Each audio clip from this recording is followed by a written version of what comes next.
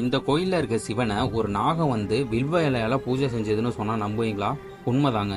இங்க இருக்க சிவனுக்கு ருத்ராட்சம் மட்டும்தான் அர்ச்சனை. இன்னும் அது மட்டும் இல்லாம இந்த கோயில்ல பிரசாதமா ருத்ராட்சம் தான் கொடுக்கப்படுகிறது. 2010 சூரிய கிரகணத்தின் போது இங்க இருக்க சிவனை ஒரு நாகம் வந்து வில்வ இலையால பூஜை செய்தது. இந்த கோயிலுக்கு மறுபிறவி இல்லாதவங்க மட்டும்தான் வர முடியும்னு சொல்றாங்க. இங்க இருக்க மூலவர் பேரு விஸ்வநாத சுவாமி, அம்பாள் பேரு வேதாந்த நாயகி. இங்க இருக்க சூரியன் 365 நாளும் சிவனை பூஜை செய்யறதா சொல்றாங்க.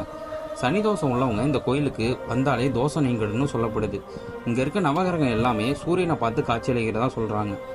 இந்த கோயில் எங்க இருக்குன்னு பார்த்துக்கிட்டிங்கன்னா கும்பகோணம் டு திருநாகேஸ்வரம் பக்கத்துல தேப்பெருமாநல்லூர் என்னும் ஊர்ல தாங்க இருக்கு. இதே மாதிரி கோவில் தகவல் தெரிஞ்சுக்க நம்ம சேனலை ஃபாலோ பண்ணுங்க. இந்த கோயிலில் உத்ராட்சம் தான் அர்ச்சனை பண்ணுவா, உத்ராட்சம் தான் பிரசாதம் கொடுப்பா. அம்பாளால் கட்டப்பட்ட கோயில். இந்த ஊர் பேர் தேவராஜபுரம். தேவர்கள்லாம் இருந்து அம்பாளுக்கு பணிவிடை செஞ்சு தேனுனாலையும் சுண்ணாமனாலையும் அம்பாளால் கட்டப்பட்ட கோயில். சுவாமி அம்பா